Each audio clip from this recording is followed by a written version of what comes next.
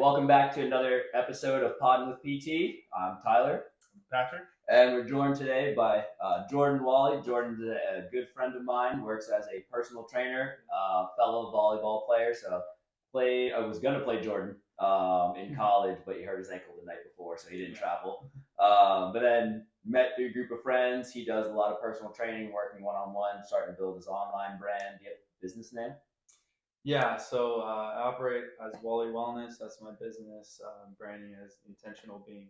So nice, yeah. So I really wanted to have you on the podcast to maybe talk about how your journey's been, because I know we talked about working at another place and now opening your own place. So kind of want to talk about what that process has been like for you, and then also some of the stuff you post. So a lot of what we kind of talk about, how important sleep is, how important just the whole body is, so not just looking at a physical person, but kind of taking into account the nutrition, because I know he's big with nutrition as well as the spiritualistic mindset as well. So that's my brief introduction for you, Jordan. But go ahead and just talk to us a little bit about, I don't know, your backstory, where you came from, how you made your way out to Newport Beach.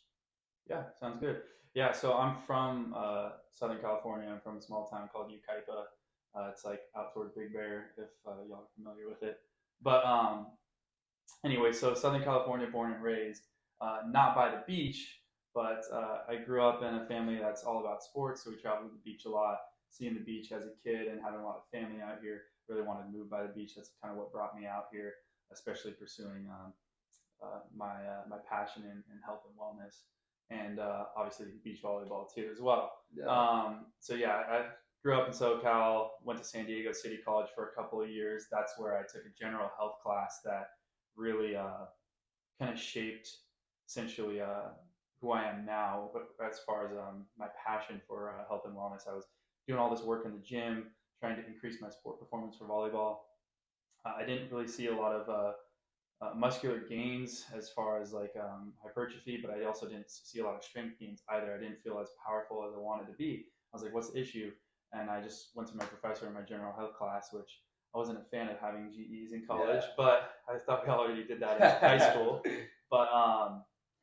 But that general health class really changed my outlook on health, and I started taking nutrition more into perspective. And I realized, like, wow, all this work that I'm doing is just really getting blown off because my nutrition is horrible. Yeah. So I started experimenting with different diets, paleo being the first one, but really since then just all over the place, trying different types of diets, figuring out which one works for my body, which one works for peak athletic performance, giving me the gains and competitive edge that I wanted in muscular hypertrophy, but then also just in the strength category as well.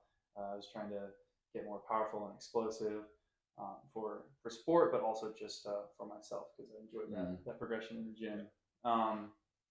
Anyway, so that's what got me learning more about the nutritional aspects. So I went from knowing a lot about how to move the body to getting into how to fuel the body. And then from there, when I was traveling around for volleyball, I went out to Tennessee. I got a scholarship to play out at Lincoln Memorial University, where we were supposed to be playing against each other, play against Sacred Heart University. But yeah, so they compete in the Division I and II and the NCAA. So I got to play some pretty high-level volleyball. I got to learn a lot. I had a great athletic trainer where I was able to learn a lot from him. Shout out to Matt Pauls. Nice. He's a great guy. Taught me a lot about the body, a lot about how to prevent injury, a lot about biomechanics. And then I studied exercise science out there. So that's when I was in junior college, I made that shift. And after that, I went out to England to play some volleyball in the English Pro League, and then play in the college league as well. And I played with Team Durham out in the English Pro League, and then I played with Team Northumbria for the college league. And that's where I got my master's in business management, with the end goal to essentially combine the two, learning all that I did from exercise science and then all that I learned from business management to create my own business that I have now, helping others in health and wellness. And it wasn't until about 2 years ago that through my own struggles with my own mental health during just before COVID and during that COVID time that it hit back in 2019, 2020, coming out of that, I really realized that mental and spiritual health were super important to me. And there were a lot of different practices that were kind of left out from the traditional fitness industry, a lot of it's just focused on physical fitness as far as the um, performance in the gym or how your body looks, as well as nutrition. Those were pretty much the only things that a lot of people were covering. I noticed that the the holistic wellness side of things was kind of left in the dark, and I started learning a lot more about my spirituality. Started learning a lot more about my mental health and different practices as far as implementing proper habits and routines that are healthy. So that way, when I do miss a workout or I do miss my diet, and I'm a little bit distraught in something throughout the week or throughout the day, then I fall back on healthy habits and routines. So like having this new understanding of how habits and routines are going to build the foundation for me to then have those bigger wins throughout the day. You know, having these small wins in the morning or small wins at the night to take me into the morning, small wins in the morning to take me into my day, which throughout the day, the bigger goals tackling my workouts, tackling my practices, tackling working with clients, and tackling the diet and nutrition. So I tried to apply that now with my clients.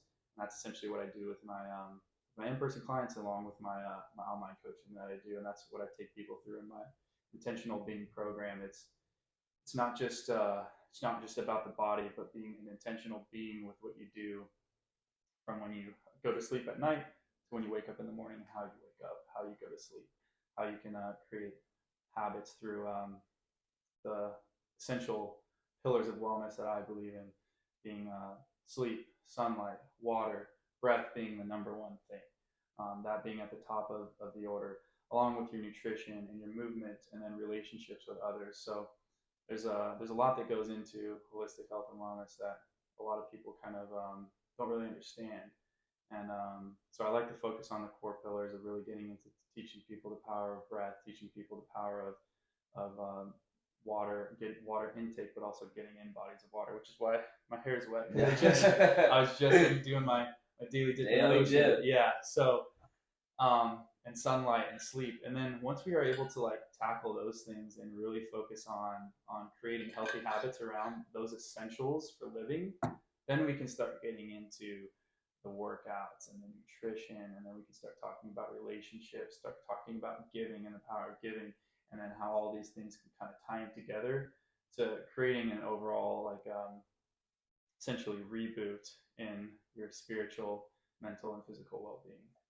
Yeah. I definitely like hearing that background, just how everything that you do, there's like a bigger meaning to it. So it's like not only tackling one piece of, all right, just working out to reach a physical goal. It's like, all right, to even get to that physical goal, you have to take a step back and realize who are you as a person before we start kind of make a plan to get to those goals. I do have a question of, so if someone's coming to you, like, how does that first session look like, or that consult look like? Right. Yeah. So this is perfect. I literally just had a new client interested in coming to work with me in person last week for just in-person training, and I always like to have a consultation at the beginning, because I at the beginning it's like I really like to just get to know how everyone's doing. Even in like the first session, it's almost like a consultation as we're going through the session, just to learn more about them and how they're moving.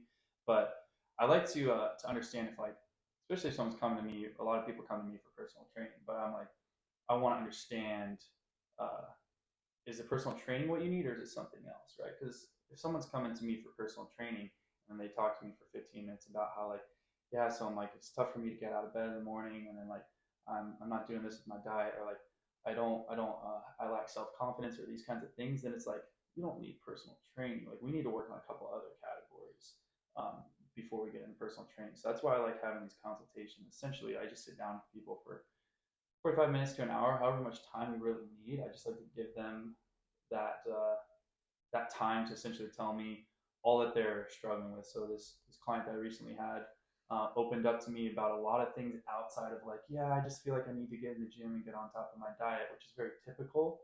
But they really opened up more about how they lack self-esteem, and they have a low self-confidence, and they wanted to there's a lot of other things that were going on. It was more from a mental and spiritual aspect versus the physical aspect. I was like, okay, so like we can definitely work with you in person and help you out in person with training, but let's get you in like a program that's going to help you out with like the mental and spiritual aspect of things too. Uplift their spirit, create positive, healthy mindset. So it's kind of essentially analyzing like, okay, how are our habits and routines based off of like, they tell me essentially what they want, and then I kind of like backtrack to like, okay, why is it that you feel like your nutrition isn't on par? Why is it you feel like you're not able to work out? Are you lacking accountability? Are you drinking the night before? Are you is your sleep schedule out of whack? Are you going to sleep at 2 in the morning, waking up at 10? What is it that we need to fix to capitalize on the issue? A lot of it usually has to do with someone will say, I really want to work on my my diet's poor and I'm not working out. I want to move more, and a lot of it's just accountability is the big thing. But 100%. that's essentially what my consultations are at the beginning. Is just trying to figure out, okay, what are their biggest problems that they'll come to me with, and then asking them, okay, let's backtrack here. Why is it that you're not hitting the gym 5 days a week? Yeah. Well, I go to sleep at like 2. I'm on my phone at night, and I have work 9 to 5, or I've got kids or this and that. So it's like sometimes it's like, oh, we're not managing time, or oh, our sleep schedule's out of whack, and like they can kind of just answer the questions for me, and then I'm able to kind of figure out 1 or 2 things that we need to fix, and then focus on those 2 things, and then once we've built healthy habits in that, focus on another 2 things, and they kind of don't really realize it. They're like, okay, we're getting the workouts going, we're getting the nutrition going and everything now. They don't realize that like, oh wow, like I've really changed my sleep habits and my water intake. And then the next 2 weeks we're focusing on fixing up just getting outside and moving outside. Yeah, it's kind of essentially how I tackle the consultations at the beginning. How does that go in terms? Because I know how it goes for physical therapists when people don't expect us to even touch upon that knowledge. So what is that like for you in the beginning? Because I know somebody's probably coming like, all right, let's just go sweat. Like, I don't care what you got to tell me. Yeah, so a lot of people come in, so I kind of let them know off the bat, like how I am. I say like, hey, I got a specific clientele that I'll work with.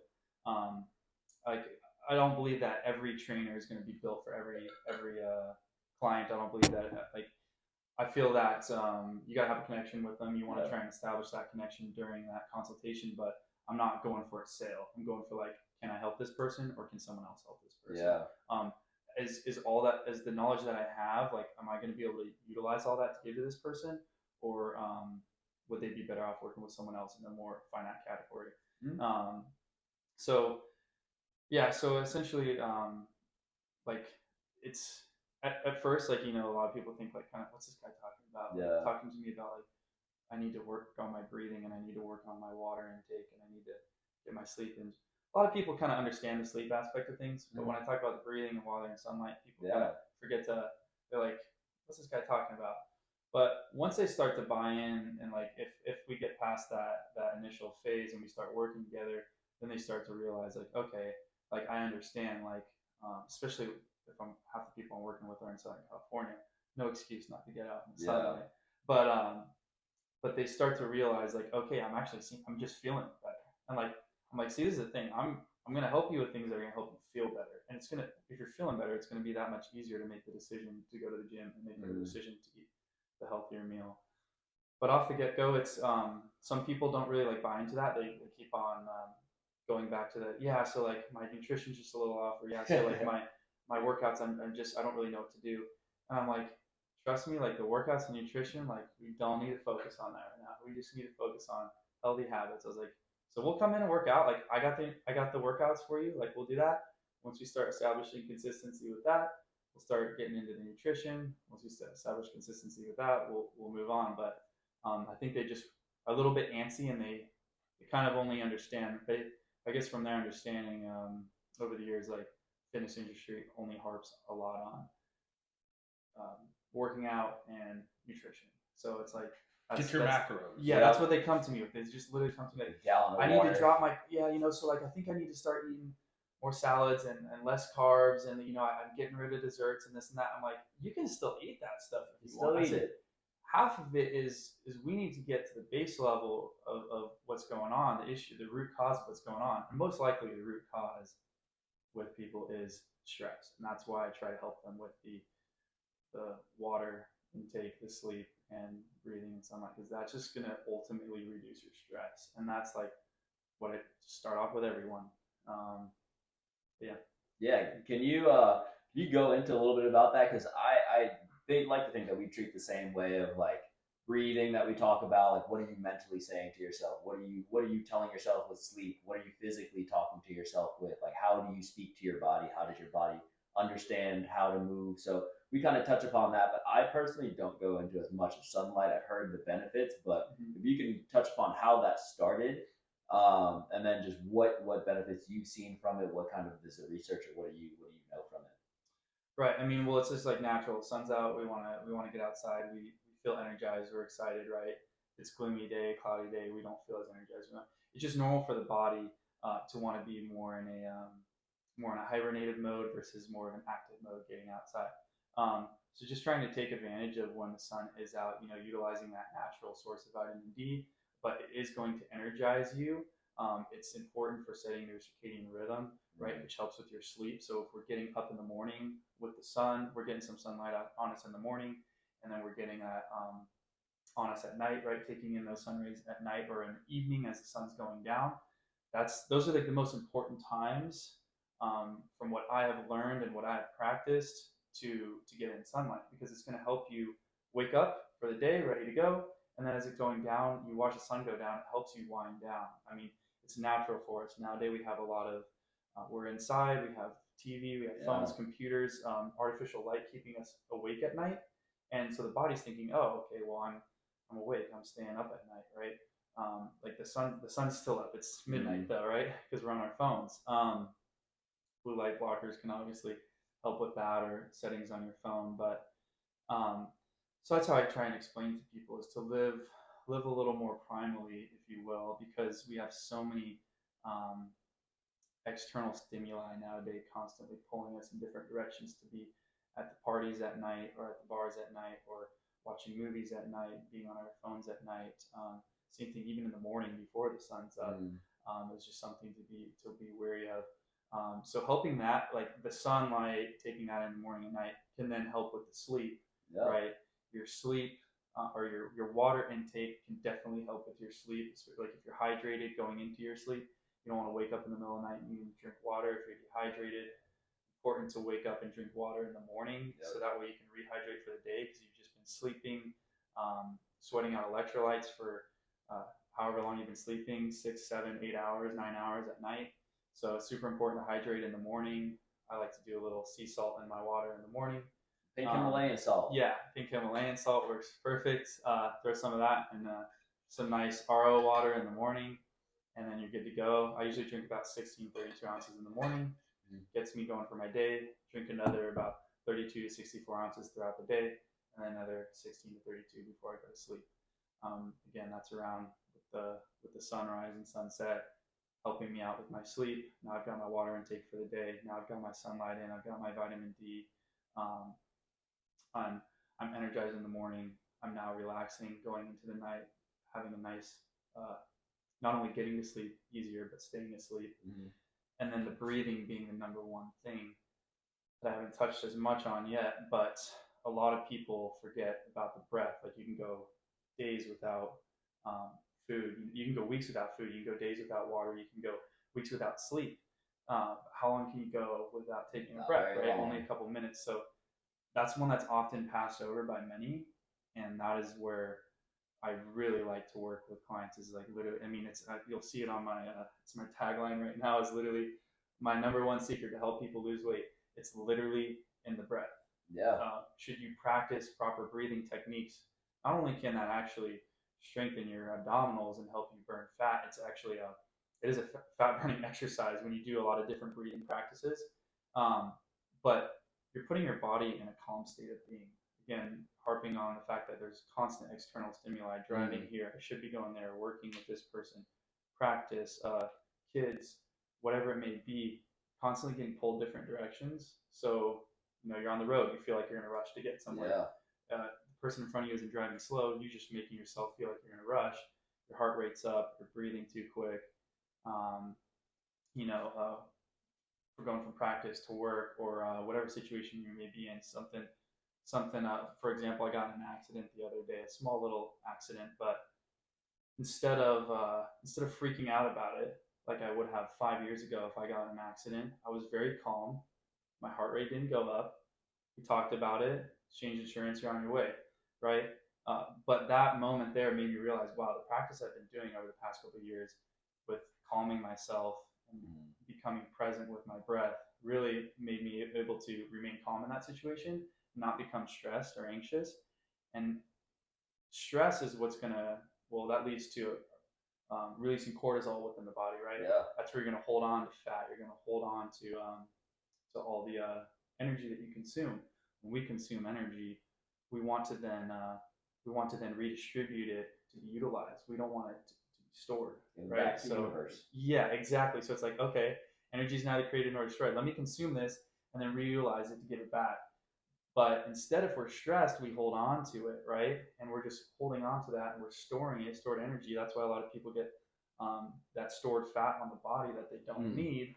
And a big part of it, and it can be tough to explain to people, but once they start really buying in, they understand, wow, the importance of my breath. It puts me at ease. It keeps me calm. I'm now safe, right? I'm not essentially talking about it in a primal sense. I'm not being hunted, right? I'm not hunting. I don't need this adrenaline rush. I don't need that cortisol dump. I'm good. I'm content. I'm safe. Now I can relax and utilize the energy instead of storing it and from that fight or flight mode, right? But anyway, that's kind of just the whole spiel about those four categories that I really focus on. I've noticed that if I don't do anything, I'm gonna go for a walk. Like I noticed for my both like mental sake, like I need to be outside. So like I don't know the direct science about sunlight or being outside, but just a simple fact, like, all right, let me just go for a walk, even if it's like 10 minutes, 5 minutes, like just being outside, just like boosts just my energy and just like my overall just like wellness. Right. And so I know like back in PT school, Tyler made fun of me for walking. Like, I was like, aren't you ever going to run? I was just like, if I feel like I want to. Like, but I got to a point I was walking 3 to 5 miles every morning. And that was like perfect for me. And then from there I would have the energy to go for a walk, then go to the gym once I got into my system. But I think the biggest thing now that I tell my patients, I was like, just move. All it is. Like whatever you just get out, go move. And because we have this, I think being an athlete is these things is all or nothing. If I don't go to the gym and just get a crazy workout, get a great sweat, like I didn't work out. Right. But now it's like from leaving the sports world and now going to a position where I can't always work out. I don't either have the time or I don't have the energy to go work out the way that I think workouts is supposed to go. That I can't do anything, but realizing, okay, I can go for a walk and still feel good and overall see results from just walking is like a good feeling. And so that's one thing I start to promote to anybody that I come across. Like, all right, hey, these are the exercise, like if they're coming to me for physical therapy, they have some type of pain, but I let them know you don't have to do everything that I'm telling you. It's like, go home. I want you to do it. Let me know what sticks for you. What are you comfortable doing? What do you feel that you can do? What can you adhere to? But if anything else, please go for a walk or just do some type of movement. 100%. I like that a lot. And I know I used to shit on Pat for that. And it's funny because it was the athlete mindset. At that point, I was still, I don't think, and you kind of touched on this, like you tried to figure out who your identity was of who you were. And I didn't have that until I moved out to here because my whole life I was a volleyball player. It was like I'd done so much volleyball that for me, I was good at it. That was the sport. That was my identity. got to PT school. Now I'm a PT student. You don't have enough time that I felt like at that point to separate and kind of figure out who you are as a person. Whereas I felt like it was just go mode for me. Or all right, I got this test. I got to study from this time to this time. It didn't really feel like many breaks, and you just try to survive the day. Really is how I felt in PT school. So I never even noticed that. So when he said, "Oh, I'm going for walks," I was like, "All right, you're going for a walk? Go for a run. Why are you not going to go for a run? Like everybody's running now. It's COVID. Yeah. There's nothing else to do." But I started to appreciate it more, especially out here, because you wake up super early and go. So like you said, wake up with the sun and kind of get that. And then now, since you are home more of the time, you go at 4 or 5 o'clock. There's like another time just to go out there and just go for a walk, be outside. One thing that you touched upon, and also you as well, just moving. So moving and breathing that I think are really interesting, and it's we breathe. I think they said like 20,000 times a day. So think about how often that happens and how important that is. So now, from a musculoskeletal perspective, the diaphragm is a muscle. It's got to be able to be exercised all the way to its fullest range of motion if we want to use it to its fullest capacity. So if we think people that don't like cardio, people that don't like going on things that require like good cardiovascular strength and wellness, generally I started to find that diaphragmatic excursion was not that good, which now leads to, for us, low back pain. One of the most common things. So you can tell someone, I can help your low back pain with some breathing. But since it's not a thing that's sexy, or it's not like the standard, people are like, I don't want to do that. But then it releases things like the endocannabinoids. So when we do the maximal expansive breathing, so for us, kind of similar to what you do with Wim Hof, where it's just big inhales. As much inhales, a very reflexive exhale. Then you hold your breath at one point, to which it's nothing but an isometric contraction in its lowest state if it's an inhale. Then when I exhale, which is way less comfortable, I get out all that air, and now I'm exercising it up in its highest capacity, but I'm using lower abdominal musculature. So for me, what I started thinking of was, if we have I would say decreased ability to breathe or take longer exhales, that's less likely that our lower abdominal region can get some activation, as well as less time that diaphragm goes all the way up towards the top of that rib cage. So now we start to see there might be a link between breathing, because we're not breathing all the way out, and some low back pain. So one of those things, but also stimulating that gets the endocannabinoids. So your body's literally telling you, hey, this feels really good. Keep doing it. Right. So people go for a run, they get a runner's high. That's their body saying, hey, this was really good. I want more of this. Do more of this. So I remember with the functional range conditioning, they gave that lecture that was like, hey, your body has a built-in alarm system to tell you this is really good. So for us, it's weird because people will acknowledge that, but won't put that together and say, maybe I should do this more. I felt really good doing this. Maybe I should do this more often, because now I feel good before I go to work. So I find it interesting. One of the breathing techniques, so box breathing, I started to really, really like, because it has that long inhale. So it's conscious breath. That's all I think breath work is just conscious breath. It doesn't have to be like this one thing is breath work. But so the inhale, now we get that 4-second inhale. And when you pause for that 4 seconds, that does what that maximal expansive breathing is. And that's just an isometric. So now I'm training my diaphragm to have full excursion with an isometric contraction throughout the day. I don't need any equipment. I can sit at my desk and do that. Yeah, no, I totally agree with you. Yeah, it's and I like what you said, how it's just you're bringing consciousness to the breath. That's all it is, just becoming aware. Like we don't need to teach people like all these different intricacies or different ways that you can practice breathing. It's like, let's first just establish, like, let's be aware of how we're breathing. Like, are we breathing only up in our chest? Are we breathing super quick and short? We're taking nice like deep breaths, deep belly breaths, right?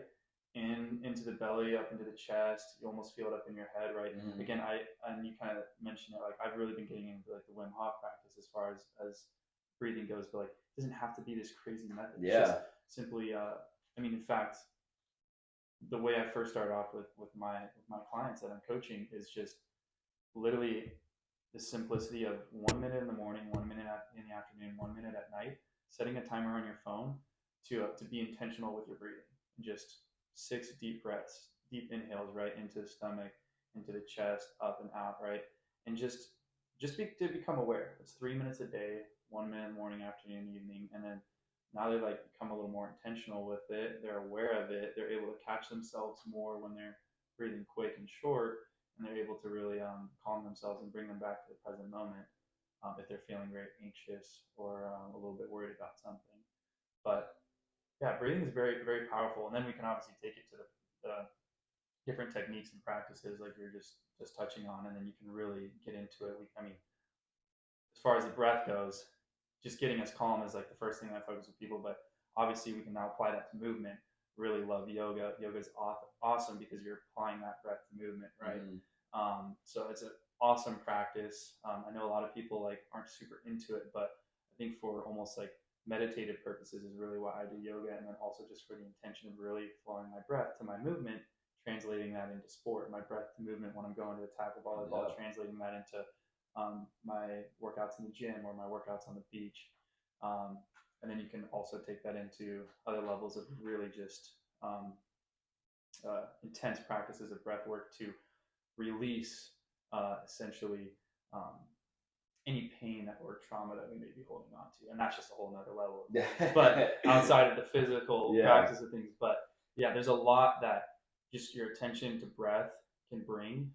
And it's just something that a lot of people overlook. But you can literally use it for so many things, to get you calm, to get you more physically prepared, to help you with your performance, to help you release trauma. I mean, it's just an amazing thing that we overlook because it's something that we can do subconsciously, and we just so often choose not to do it consciously. That is huge. I made I made them. But we were at a tournament. It was getting towards so this is like the second tournament that we had, or the first tournament we had of the year. So with my team at CDM, so we went undefeated in pool play, but we had to switch over to another high school to finish out the rest of the playoffs. So before I had them start, I had them do some maximal expansive breathing, and it was cool to watch like younger kids getting into some breath work and understanding like, hey, this is a great thing to do before I go out and perform. I teach them still, say, hey, do this before you do a test. Before you go and take a super stressful test, go and just try to breathe, your driver's license test. So it can be applied to anything that you want it to be for your body to improve. So even for me, when I named my company, it's Breathe Slow, Think Positive. And for me, that's always been something that I've wanted to adhere to. So breathing slow means I'm in a cool state. I'm focused on my breath. If I'm thinking positive, so now that's the subconscious part. How do I perceive myself, and how do I move through the world, and how do I kind of react to what happens to me in the world? So that was, I love breathing more so than anything. That's been like, it's tough to pitch to people, but I started to realize how I can explain it in physical sense, because a lot of people sometimes just want a kick in the ass. They want to work hard, even if they don't know why they're doing it.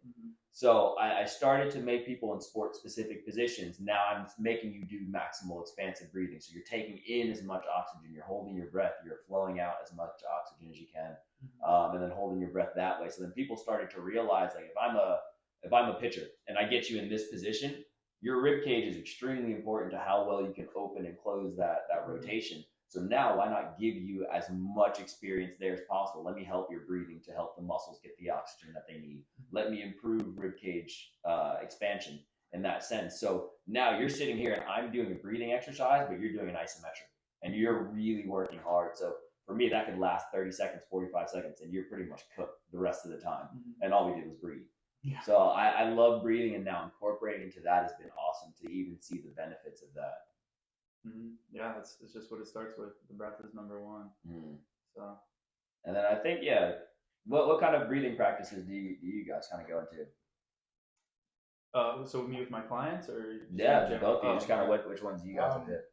It kind of depends. So like for the past year, I've been using the Calm app. Or sometimes I find videos on YouTube. It's like a guided practice, just either there's like a breath work for calming down, but there's also breath work to get energy. So like just trying to use that whatever I need for the moment. Gotcha. First, it takes awareness of what am I feeling in this moment and how do I want to feel. And so I was like, all right, if I'm at home, all right, why I'm amped up, let me just calm down for a moment. Let me just take some more deep, intentional breaths just to stimulate that parasympathetic system and calm down. Or also if I'm in the middle of the workday and I'm feeling tired, all right, let me like use breath work to get more energy so I can now, if in front of a patient or a client, now I can give them what I feel is what they deserve out of me. Like, my best version. Like, I don't want to come to you tired, so let me do some work to give you, to be the best person I can be in this present moment. Yeah, I agree, and I think that's pretty cool to even highlight that, because yes, you're coming to me because you know that I have the knowledge of what you want, but I have to be my best self. So it almost baffles my mind when people don't, who are therapists or personal trainers, that don't adhere to the stuff they preach. I'm like, you yourself are not giving the person every part of you because you're self sabotaging.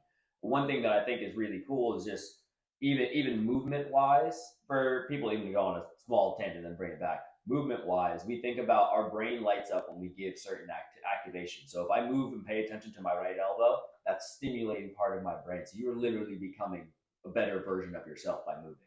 So thinking about even breathing. So now if I want to make all those things work better, I have to give my brain oxygen. So I have to give my brain fuel. So if I can increase how much oxygen I can give my brain, I can learn these skills way easier. And now I'm becoming a better person because I'm linking movement with breathing. Right. And Jordan mentioned being intentional. And so I think by able to breathe, either become more aware of your situation, now you can focus on, so when I'm related to pain. So like if I have a lot of foot pain, that could also be due to stress, be due to anything, other factors that are happening in my life. And so let me just breathe for a moment. How am I feeling overall? And notice if the pain in my foot changes, because it could have been compounded by other factors. Yeah. So I think breathing, and so all in all, breathing is just like a way for me to just become more self-aware of what's going on with myself.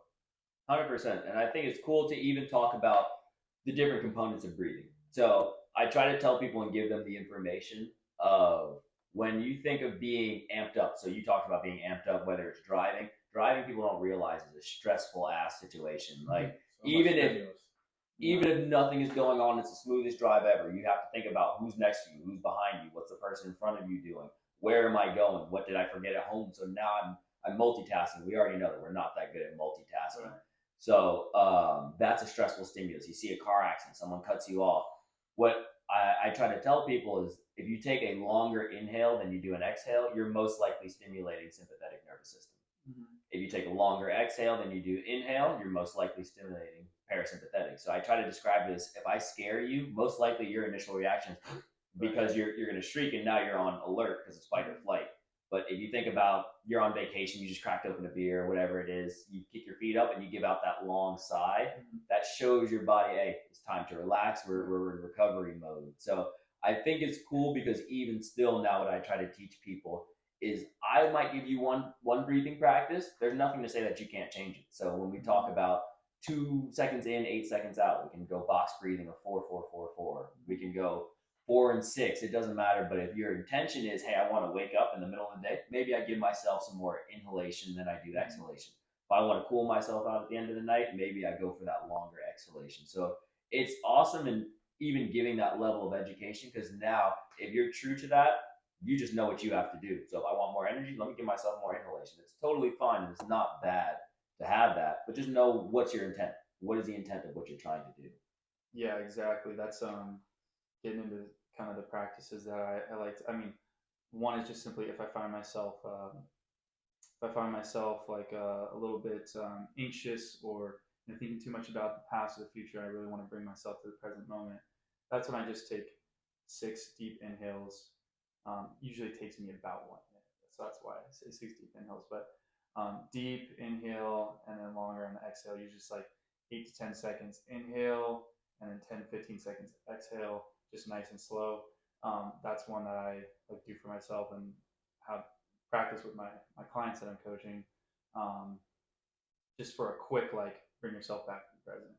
But then as you're talking about getting yourself energized, like, I really began getting into, so like when I really got into breath, it was like my good friend John Lowe. He's the one who really, like, it was like a couple of years ago, he really was talking to me, like we were playing ball, and he was like, just focus on your breath. He's like a slow your breathing down. You know, you're breathing too quick. I'm like, damn, you're right. I am breathing too quick. I was like, I'm getting tired just from breathing. Yeah. I was like, all right, let me just like calm myself and like move with my breath. You know, that really got me looking into my breath a little bit more and like seeing like the importance of like how that could help me with my performance, and then how that can help me with at night. I was started like really focusing my breathing to get to sleep, and then my breathing in the morning when I was doing my meditations, I was really focused on my breath, as most people are when it comes to meditation. But then applying that to my sport, I saw that helped. And then over like past couple of years, like really wanted to get into more breathing practice. I had some friends talking to me about breath work, and then I met my really great friend now, Kaylee Briere, which I post her a lot on my Instagram. She really helps people a lot with breath work, and she started working with me with breath work, and she taught me more about like Wim Hof. And then I met another friend recently who was talking to me more about Wim Hof breath work, and I was like, okay, let me get more into the Wim Hof practices. And I was like, I really like those practices because with his breathing style, there's a way for you to essentially get energized, right? I mean, it doesn't have to be Wim Hof's method, right? There can be all different types of practices, but like those quicker inhales, right? Just getting your body oxygenated to really get you energized. I like doing those in the morning, right? Gets me energized and my ready to go for my day. And then at night, I'm more so like really slow inhales, slow exhales, really just like starting to calm myself down, slow my heart rate, really get myself ready to go to sleep. And then if you do that practice before you go to bed, I mean, you're ready to knock out and stay asleep. So I like that. Like, there's definitely different ways to practice for getting yourself energized, getting yourself focused, and getting yourself calm, relaxed, ready to get to sleep or get to a meditative state of being. Yeah, what I think is interesting was on the Aura app, I started to. So I had struggled, and I told Pat about this. I'd struggled with sleep a lot, where I was getting to sleep, and I was not. There'd be times where I would get full 7-8 hours, and my thing would say like 60% recovery. Like, what? That doesn't make any sense. So I started implementing some diaphragm stretches, which I thought were cool. So a way of just kind of pretty much expanding your diaphragm and as much as you can. So it's a way to now put you more in a parasympathetic tone. And I saw the heart rate variability that I had skyrocketed. My sleep got so much better. So it was cool to see on the nights or the days that I did it consistently, my HRV was up. So HRV being more variable, good thing. On the days I didn't do it, it was lower. So I thought that was interesting, and at least for me, it was a data point. So now I can see when I do this amount of breathing practice or this long of breathing practice, here's how it affects my sleep. And now I have measurables to now track that over time to see when I do it, does it help? If I don't, does it hurt me at all? So something that I saw that was pretty interesting. Yeah, I just had the thought yesterday, I'm gonna start wearing my Aura ring again. Like I bought an Aura ring like a few years ago, and I stopped wearing it because my sleep is so bad. And I've realized I probably have sleep apnea, which is why I can't get better sleep no matter what different practices I have. And then and with just being busy, all right, I'm too busy to go to a sleep doctor and actually get it fixed. And then I had this thought, like, I've been having more time to just be aware, just think about how do I want to live in the future, and I have more time for myself. So I was like, let me go get this checked out. And so for me, my idea, like, my first idea a couple years ago, let me stop tracking my sleep because my sleep isn't getting better. Which I was like, all right, I just don't have to see it. I don't have to see it out of sight, out of mind. Yeah. But now it's like, all right, I need to know if it's getting better or worse. And then now when I do go see a sleep doctor, I have a record of, all right, this is how my sleep is going now. So it takes away like some middle steps of like, he's trying to figure out what's going on. I can go to him and just be like, all right, this is where I'm at. This is what's going on. And let's go from here instead of having to do those extra steps.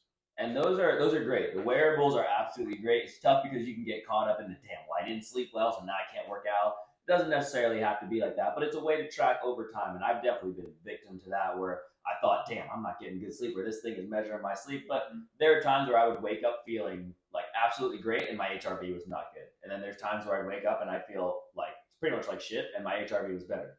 So it's tough to look at those, but for us, why I think that would be important for you, think about someone comes into an eval. They have all the information for you, like, hey, this is what I tried, this is what it looks like. Here's objective findings on what I did, and am I getting better? So for us, that would be awesome. So I think wearing that watch and then now going to whatever doctor you have, they can see that you're putting in the work also.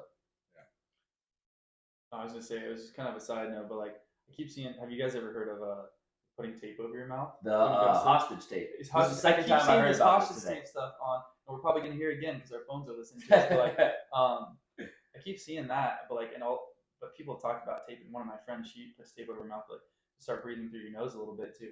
I've been told I snore, so that's not good. That's sleep apnea, So I'm like, okay, I gotta start doing that too at night. But I've been learning about how that can really help just improve your sleep just by simply learning to breathe through your nose. And like I noticed that like if I'm dead tired or whatever, I'm just zonked and like start snoring, mouth open, and I'll wake up and my mouth's dry. That's when I don't feel like I had great sleep, But those times where like I was like not mouth open, my mouth isn't dry when I wake up, I know I was breathing more through my nose, more proper quality sleep. Anyway, I'm like thinking about maybe trying that. You're the second person that said that today, so now I gotta look into it because that's my rule always. I saw that there's like also like a chin strap, so like to keep your so I think it like keeps around your ears, so it just like keeps your mouth closed. And yeah, my fear with that is like, what if it's actually something with my my nose, like that's not allowing you to breathe. Right. So my body's trying to find a way to breathe, and I open up my mouth. So like that's my hang up with doing that. But I mean, whatever works. That's why I was like, let me go see a professional before you just put some hostage tape on your mouth. Yeah. Right.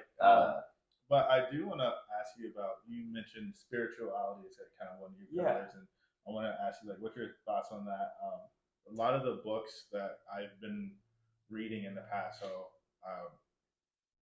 One of the books unapologetic guide to Black mental health, and all about love are a couple of books I've been reading lately, and they all have like a big focus on spirituality, having and building mental fortitude and your ability to love, or your ability to just be active in your community or be a willing participant in the community.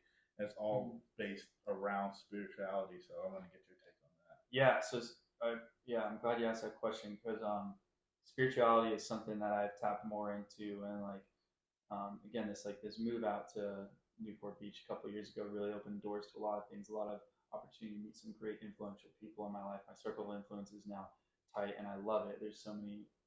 Everyone that I know that is close to me is better than me at something, right? So I got a friend who's better than me at finance, better than me in physical wellness, better than me in mental wellness, spiritual. And so I've gotten to learn a lot about spiritual wellness and how important that plays a role in building ourselves up. Because as far as spirituality and one of my pillars of wellness is that I believe in is giving. So I believe that in order to give or in order to receive, you must first be willing to give. It doesn't mean that you should be giving with the intent to receive something back. Like, okay, I'm gonna give this because I'm gonna get something back. It's more so like, hey, I'm gonna give because I know that it's my purpose to do so and give all that I can, be of service to others, right? Each day. So, for example, I'll talk to you a little bit about how I go each day. It's setting the intention in the morning that today I will be of love, compassion, and truth as I am of service to all those who I come in contact with. So that way I can give them the most that I can, the best version of myself, help them in whatever way that they need it. Whether that's someone that I meet on the streets or at the grocery store, whether that's my family or a friend who needs me, whether that's a client I'm working with. And then in turn, I will receive from that later. It already feels good to help and give your best self, but the universe will provide for you what you are meant or what you need later on, or what is meant for you later on, knowing that you're coming from a place of service each and every day. So the spiritual aspect of it for me is understanding the power of giving and coming from, when we are giving, coming from a place of love, compassion, truth, right? That we're not trying to truth and integrity being that we're not trying to again, I'm going to help this person out just because I know I'm going to get something out of it, kind of thing.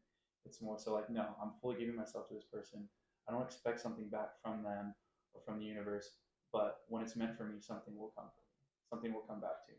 So that's a spirituality aspect. It's just it also has to do with like oneself, like showing gratitude for what we have, like that we are living an abundant life. That if we come from a scarcity mindset daily, then that's what we're going to receive, right? If we're talking about our finances from a place of scarcity, or our development of our physical body or our mental body, then you're only gonna all you're gonna ever experience is scarcity, because that's what you condition your brain to experience. But if you condition your mind to this life of abundance, right? That you have an abundance of love, that you have an abundance of wealth, you have an abundance of great, amazing people around you. Um, Speaking that into existence, right? As my good friend and client slash mentor Steve tells me, is writing your story. Essentially, you don't want to speak like, one day I will have this, one day I will have that. As far as like dreams and goals and whatnot, it's I am this, like for example, like self affirmating, right? I am great, striving each day to become my best, right? I am worthy of self love, and I have self love, right? Versus like, one day I'll have self love, or one day I'll be great. It's like, no, I am. I'm just striving to become my best. So it's more so coming from a place of writing your story, setting your intentions for the day, of being of a, coming from love, truth, compassion, being of service, and like that's what's, when I talk about spirituality, that's what I help people understand, is like, hey, how can you be appreciative of what you have? How can you be appreciative of what you have today? When we're talking about like, maybe if we're focusing on a habit and routine, and that's journaling for this person, maybe they want to work on journaling, because like 20 different habits and routines that I have for someone. We figure out what works for them, and then, or what they want to work on, need to work on, and then we stick with a couple of those. So for example, if there's a client like positively self-affirmating in the day, or journaling in the day, what are you grateful for? What are you like? Are you grateful, like, you grateful that you have an able body to do the workouts that you want to do with me? Or are you grateful that you for your family? Are you grateful that you have the financial ability to purchase these high quality foods, or to purchase a coaching program with me? What are we grateful for? We talk about that. We talk about what we're intentional, or what we're going to be intentional about for the day, and then talk about what we're positively self-affirmating about ourselves. That's usually something I talk to people about, not only doing in the morning, but also doing at night. Doing that at night, because you want to go to sleep with positive mindset. You want to be thinking about the best version. You want to go to sleep with the superhero dream. So you're dreaming about yourself as the superhero.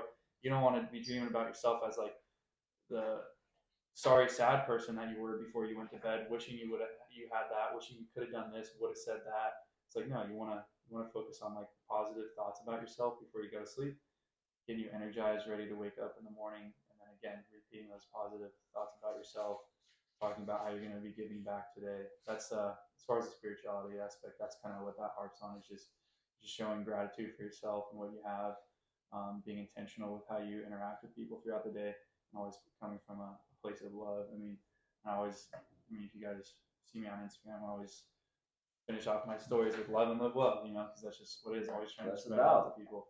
So I rock with that. That was dope. One of the things that was cool that you talked about, say something before you go to bed. So what I learned, a good thing, because now your brain waves are starting to slow down again, which helps get you more in that trance. So if you say those positive affirmations, you're more likely to believe them. But if you play positive affirmations when you sleep, you're taking all that in. So you still can listen to that, and that's your subconscious is now listening to those things. So it doesn't know the difference between me saying it versus Pat saying it. You just hear those things. One thing that I think is interesting is now you can touch upon how that just affects everything. So if you live in a scarcity mindset, think about these kids that grow up with inner city or grow up in poverty. They don't know more of that. So that's a direct, I would say, example of how scarcity versus abundance flows. You look at people in Newport Beach, they see money out of everywhere. So the options, like you said, when you got here, options and doors that open are unlimited.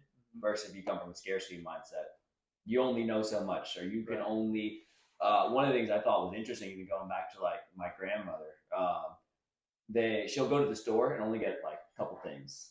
But like, and you get mad at her because you say, why don't you get more? Because you're going to need to eat all these days. But if all she ever knew growing up, I don't know where my next meal's going to come from. Let me just get just what I need for right now. Right. So it keeps you in that scarcity mindset. So you don't really get the chance to live abundantly. But I'll let you go ahead, Packer. Look like you want to say something. And interesting enough, like on the flip side, I realized I had a scarcity mindset because every time I went to the store, I grabbed everything that I thought I could possibly need because I don't want to go without. But that's also a scarcity mindset because it's like you could just go to the store, like it's going to be there. It's going to be there. I don't have to grab everything now because I know if I ever need anything, there's a whole world for me just to go get that from. Yeah. So like I was like, or do I have this? Do I have that? And I was like, well, why are you worrying about that? Like if you need it, you can go get it. Both sides of the same coin, but you looked at it in a different way, but both from scarcity. What I think is also that you touched upon, I kind of come to this realization. This might be a little cocky, so if it's cocky, I apologize. But I'll talk your shit. As personal trainer, just anybody that's in the movement or nutrition or health and wellness field, I feel like those are people these are spirits that figured this out. You're trying to help people be better humans, which is an absolute crazy thing to think of. And when people think, oh, they're just a personal trainer, like that is extremely valuable to person, because I am trying to take you as the Homo sapien that you are, and trying to make you better at it. I'm the one that came here to tell you, hey, this is how we get closer to being humans. So that's why I bring back to the movement thing. If we move our body and spend consciousness on our body, we get better at being humans. And you're just now guiding someone. I'm not making you do it. I'm not the reason why you're doing it, but I'm showing you that you have the power to be a better human being, which I think is a crazy just field. And now you take all the stuff that you kind of bring to the table, and it makes you almost question why people don't do that. Why do people not look at, hey, let's get more sunlight, let's breathe. I can teach you how to bench press 225, but if you don't know how to breathe properly, that's not going to help us in the long term. Yeah. And if I get you to breathe better, you're probably going to get closer to that 225. So it's interesting, and I really like how you said you want to build that community of people that are smarter than you. So now you can give us the information. We can give you information. You go out to your network of clients and you give them that information, and they return it. And I think that's not even movement wise, not even spiritually wise. You've now just connected a whole group of people and now made everyone a better human being because of your interactions and the knowledge that you're going after. And I think that's a really powerful step. And it's cool to see that from anybody that I know, but especially cool to see that just in practice as well. Yeah, I mean, that leads back to one of the pillars that I focus on with people is community. Like relationships with others and community is extremely important. Once we're able to understand like the spiritual aspect of things and like have love within ourselves and being able to share that with others, like it connects us to community. And that's super important because like if you were meant to do everything on your own, you'd be the only person here, right? Yeah. But I'm meant to learn from you guys are meant to learn from me, we're meant to learn from others by simply watching and studying, or by having conversations and interactions. We're all meant to lift each other up. So if you're winning, I'm winning. You're winning, I'm winning. Yeah. If my brother's losing, my sister's losing, then I'm losing. I need to help them out, right? So I love that. I love that aspect of like just being in the health and wellness industry, being able to help people pursue a better version of themselves. But I like it's as you said, like a lot of people kind of look at it as like, oh, the personal trainer gig, and like not a lot of people really like look into it because. And a lot of times you just think like you see a personal trainer at the gym, or they're just teaching this person how to work out.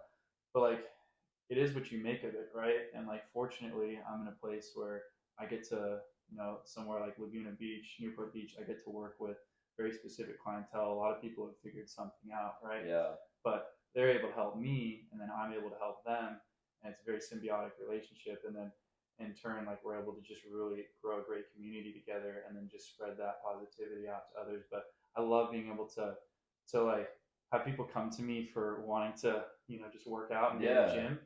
And then like, okay, yeah, we'll work out and get in the gym. But like, and then like just, sprinkling all these other tidbits of information on them. Like, they're like, yeah, so like, man, I'm struggling losing the weight right now, Like I thought like I should have just worked out with you 4 times a week.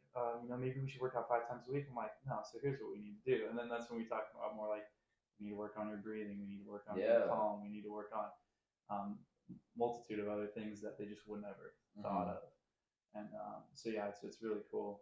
I think another thing that's really one thing that I've started to notice that's helped me with working out, because I've seen so many things on TikTok or Instagram, and realizing that working out every day is not normal. I forget that because that's just such part of my life now, and that's how I express gratitude to myself. And most people, I feel like, don't see the value in expressing gratitude in what you have right now, and the ability to make your body do these amazing things.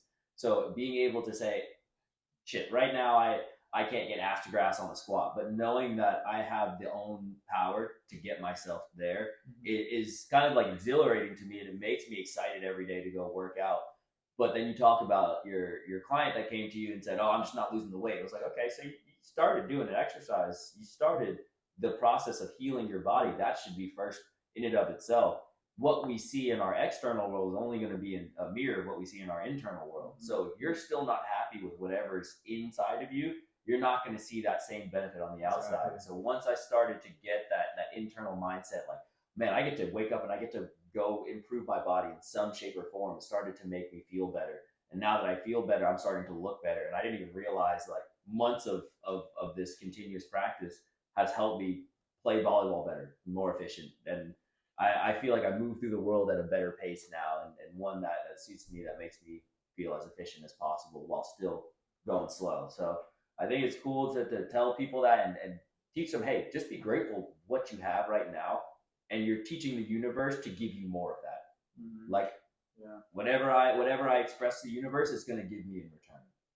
Yeah, exactly. You got to be able to like visualize what your end goal is. You can't just like go in with it like, okay, I'm just going to work out here, and then like like, you can't be transactional. You can't be like, I have to do this. Like, I've got to do that. It's like, no, I get to do this. Like, I'm excited. Like, I'm excited for what's going to come at the end because I can visualize it. Yeah. Like, we can visualize it, right? It's like, but if you're not able to visualize it, like, you're not going to be able to visualize it if you have negative self thoughts, right? Like you're just saying, like, if you don't, like, you have to build up that self-esteem. You have to build the positivity within yourself to realize that, like, it's going to be a process, and that over time you'll then be able to develop the mental, physical, spiritual body that you want to develop.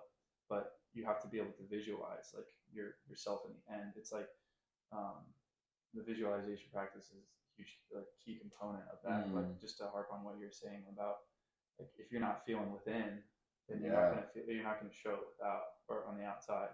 So you have to develop that within you, develop it within your spirit, within your mind, and then the physical body will in turn become. Yeah, it's just a manifestation of whatever you feel in your subconscious. And I think it's funny how manifestation has such a bad note, or even I found it funny how to kind of link all of these together. So linking of religion and science, they're saying the exact same thing. So if you're talking about quantum mechanics, you're talking about everything that could possibly exist at one time. You just have to link vibrationally to it. So now you ask for prayer. You say the same thing in religion. So now I'm praying, but I'm starting to link vibrationally with what I want. Now self-talk. All of it is the same thing. Is how do I link myself vibrationally to what I want to be or what I want to see in my external world? So it's really all the same thing. We all fight about it, but it's the same exact thing. Vibration is key. I mean, you brought that to point. I don't know if you had something to say or you want to go, but you talked about that. I was drinking my water and you brought up vibration, and it's just like, it's so key. Like, the body is majority water, right? The earth is majority water, right? It's like, I mean, you look at it, like, we're all made from the same source. I mean, we're all connected. We feel the energy of others. Someone's upset, they walk into a room, you feel it, right? Someone's happy, they walk in a room, you feel it. Someone like is feeling self-doubt next to you on like volleyball court or whatever sport is that you're playing, you can sense it, right? They miss a serve, they hit the ball on the net or whatever, get rude. But like, if someone's feeling like stoked, even if they made a bad play or good play, like or you just see them walking down the street with their head held high versus their head held low, you can sense that energy, because I mean, it's all about water, right? And water has memory. Water, like, you we store that within the body. We store all the trauma. We store any negative self thoughts within the body, right? And as you talk about this movement or these different practices with breathing, different practices with positive self affirmations can help get that out of the body, right? You look at that. Have you ever seen the Japanese water study? No. So Japanese water study, they go into like looking at like how music and speaking certain words or writing certain words. Like take a glass of water, right? You have 2 glasses of water, and then you look at like the crystallized structure of the water when you're playing like some heavy metal like rock music. It's super jagged all over the place, but that's kind of like that's that amp that you get right there. It's like when you get like for going to work out, you want to listen to some hardcore rap or some rock or something like metal music. But then like you start playing like some Beethoven or some like soothing symphony music, and then the crystallized structure of the water looks like snowflakes, right? So a bunch of little snowflakes in there. So it's like it's at peace. It's in harmony. So like the body's going to be calm during that. Your body's going to be focused, right? But you have these different things that set off your vibration that may make you feel low or may make you feel angry. And it's all about trying to come back to those. I mean, you talk about like reggae music, it's all about good vibrations, right? Like the music, it makes you like want to flow. It makes you want to like your foot starts tapping, you want to dance, right? So like when you think about it, like how we're all made up of water, all things are made up of water. Like you can feel the energy from certain things. You go to a place that's thriving and green and growing, right? You're happy, you're ecstatic, you feel good versus like a dry wasteland of a desert that has nothing there. Not as excited, you're not as you don't feel as vibrant, right? Because you can feel that energy transferring through you from one thing to the next, from one living entity to the next. So like you're talking about the whole like vibrational aspect of things, living at a higher vibration, understanding like the aspect of water like within the body and all around us and people that we meet. You got to get rid of that negative energy through these practices. Through movement of the body is a great way to get rid of the negative energy, negative vibration, right? Breathing practice is a great way to get rid of the negative energy, negative vibration, and uplift yourself to have a positive vibration and then attract people around you that are going to be uplifting. A lot of people talk about the whole vibe tribe and whatnot, but like it's true. Like should you get rid of the negative, then you can, as we talked about, essentially manifest all the positive that you want. It's just a matter of being able to release that. Yeah. And you talked about community, and so I just read the book Platonic, and it's just about how the use of attachment styles to make and keep friends. And one of the things that they touched on in the book is like how going through a breakup or having a community to lean on helps you let go of those negative things that you maybe holding on from that past relationship. Right. So the use of friends and other people just to help cleanse your vibrations or cleanse your energy. Yeah, no, community is huge. I don't think people understand. I mean, we've all been somewhere where you're sad or you're depressed or lonely, right? Like you don't. No one likes that feeling, right? When you're in a place where you're sad or depressed and you have like a community of people to be around, it's super important. I mean, just a few weeks ago, I was not in the best emotional state of being, but this is a really cool turnaround for me because in the past, like, should I have gotten in that emotional state of being, I probably wouldn't have been able to come back out of it so quick. I would have been down in the dumps for a little bit of time. Like, happened a few years ago, and I was down in the dumps for like a year. But this, like, I was just doing my thing. I had, the emotional roller coaster was there a little bit, but I was able to get a better grasp of my emotions, and I was able to like understand what I like. Okay, why am I feeling this? Okay, let's feel it out. All right, we felt it. Now we know what we need to do to get back on track to feeling good. Do I need to hang out with this friend who uplifts me in this area? Do I need to hang out with this friend who uplifts me there? Unfortunately, like, got to meet you. You came over that week. I had one of my friends drive from out of town. Like, had all these great people around me, and I'm like, man, this really shows me like the importance of all the things that I've been practicing over time, and especially community. You're doing a huge one, just like because you need those people around you to uplift you. And it's such a amazing thing that you are able to recognize that people are around you that can lift you up. So like your practice of just gratitude, abundance, just even put you on a mindset just to be aware of the people around you, right, and have those people around you that helped you through that time. definitely. Yeah, we always talked about it, and it's funny because I forgot where it stemmed from. Was it a podcast that you talked about, like the capitalistic view versus now having that community and let's uplift the community? So we talked about it, and I think it was we took a trip to Utah, Grand Canyon, a bunch of different places. So it was a lot of driving. It was a lot of me, Pat, and our other friend Jair. So a bunch of time to really pick each other's brains. What do you think about this? What are your thoughts? And Pat had brought up an interesting podcast that talked about how the capitalistic view mainly we're trying to just grind, grind, grind. But now let's get more into the part where we can have a community, like you said. I know a friend that's smarter than me at whether it's sleep, whether it's finance. So now I can learn from that person, and I can give also some information. And I even think of a community in the sense where the volleyball community. I met up with Jordan, or knew Jordan from Cassie posted. He had like any physical therapist in the Orange County region. Didn't follow Jordan, didn't know him, and Cassie Lou. So thank you, Cassie. Sent me his information. So I got in touch with him. Spencer Andrews, also same thing. He was like, hey, you got to check out my friend Jordan. He does personal training.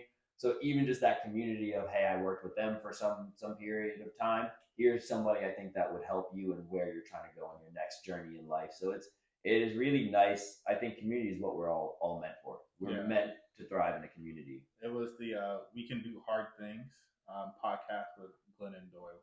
Okay. And that's the same one that has the book that you read? Yeah, and she was, the guest on the show was Trisha Hersey, and she has a book called Rest is Resistance. And it's just talking about how we are so built for the grind culture. We get up just to serve someone else's dream, but just the importance of resting so we can take time and recognize our own dreams and then work towards building the life that, or building the world that we want to live in. Yeah. And it was inspiring and uplifting for me when we had that conversation. I know you had said like, hey man, I'm fired up. But for me, it was really cool to see and just kind of pick your brain on your personal training, because it's a lot of what I see myself doing in the very near future, obviously now, of just, hey, man, here's my schedule. This is my alone time. This is Jordan time. No one's allowed to mess with Jordan time. So having those boundaries of, shit, I want to work with this client. They want to work at 5 a.m. That's my time for me. And knowing that, okay, we're probably not meant for each other, that if you can't respect my boundaries and that. So it fired me up to see another person that's in my field that kind of makes their own schedule, building their dream, building their kind of their brand. And I think that's the part of the community that we're supposed to have, is being able to link and feed off of other people and get their energy, but then also, like you said, give some of our energy in a place where they may need it. So I appreciate you for joining us. Yeah, no, of course, you guys. Yeah, this is awesome. I mean, I love being able to connect with others and just share ideas. I mean, we all have a wealth of knowledge, and some of us choose not to really put it out there for people. But I love this opportunity to just get to speak with y'all and then share ideas and being able to put out positivity, good energy, and proper knowledge for others to learn from. Nice. So where can people reach you at? Where can they find you at if they want to do some training, but also just want to check out your content? Yeah. So if you want to check out the content on Instagram at Jordan M. Walley, you can check me out on Twitter as well, Jordan M. Walley. Check me out on TikTok, Jordan M. Walley. Yeah, all Jordan M. Walley. Yeah, and then JordanWalleyWellness.com for the website. And those are kind of all ways that you can reach me, find out more about my content, and just learn a little bit more about me. You can reach me through those social media platforms and direct message me on there if you're ever interested in coaching or any types of programs. I'm actually working on an app right now, so pretty soon I'll have a couple different subscription programs if people want to get a little bit more in the loop with how I teach and coach others. There'll be a couple of different program options available monthly for people, as well as the one-on-one coaching. But one-on-one coaching is very limited with spots and very specific clientele. All right, so he's the man. Yeah, y'all. All right, Jordan.